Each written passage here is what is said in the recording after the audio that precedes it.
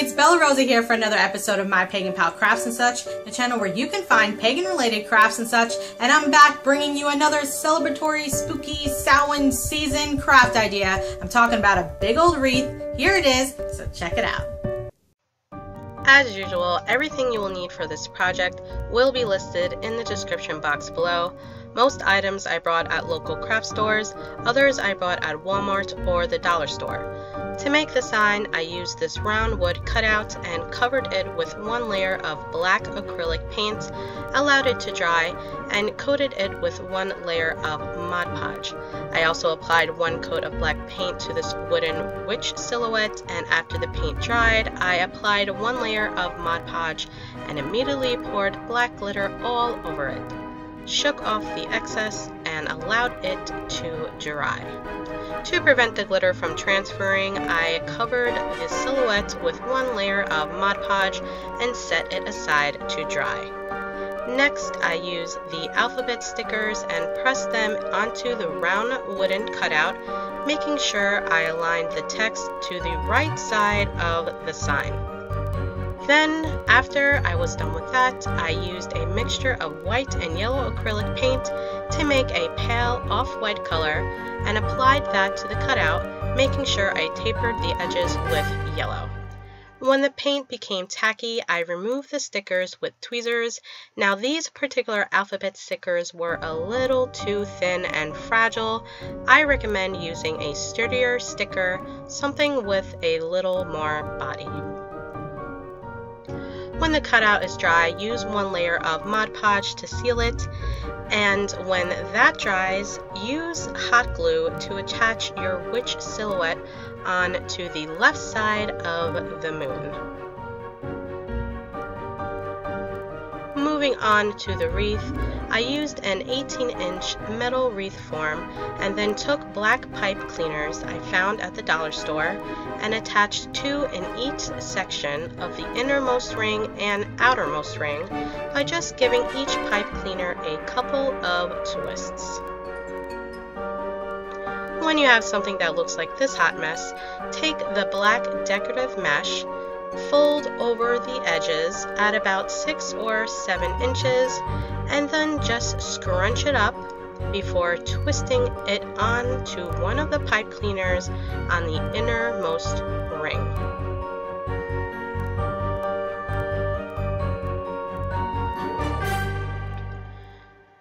Now each section from here on out is going to be approximately 10 inches long, so just keep on repeating the first step all the way around, and as you approach your first placement, just continue straight over to the outside ring. No need to cut it. You'll use the full row, and when you reach to the end of it, just fold over the edge and twist it onto the wreath. Do the same with the second color and attach it to one of the pipe cleaners on the innermost wreath, just on top of the black mesh.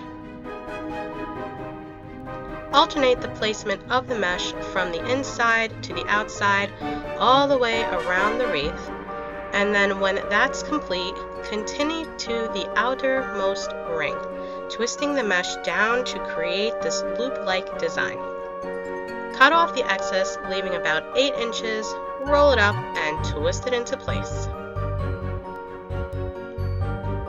Play around with the decoration until you are pleased with the overall appearance before moving on to attaching this Halloween ribbon. I started off by just making a simple bow shape and attaching it randomly to the outermost ring. Now this bow will distinguish where the bottom of my wreath will be.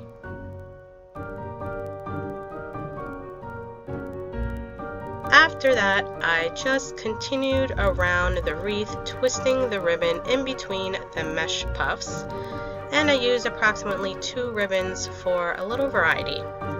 For the decorations, I used an assortment of wire twigs and glitter pumpkins, removed the glitter pumpkins from their stems, and then I laid out a design before I hot glued them down.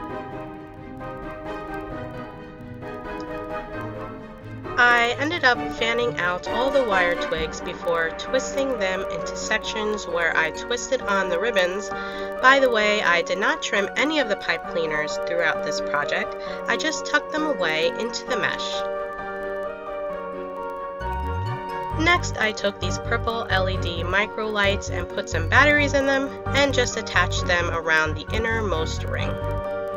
Then I took my finished sign and ran a pipe cleaner through the plastic tag attached to it and twisted it on through the back of the wreath. I found this witch's hat headband at the dollar store, removed the headband, and hot glued it to the top right side of my wreath. Then I glued down some remaining decorations and also hot glued the battery box of the LED lights onto the back of my signs for easy access. I took some leftover Halloween ribbon I had laying around, tied the ends together, then I just loop it through the outermost ring at the top of the wreath to create a hanger. And boom, this awesome Samhain wreath is done. This thing is slamming with this little owl and pumpkins and this little witchy hat. It's enormous. So have fun with it and have a happy Samhain. If you like what you saw here today and you want to be kept up to date on the latest episodes, then what are you waiting for? Subscribe now, become a Pagan Pal, like up this video, and I'll see you next time for another episode of My Pagan Pal Crafts and such. Bye!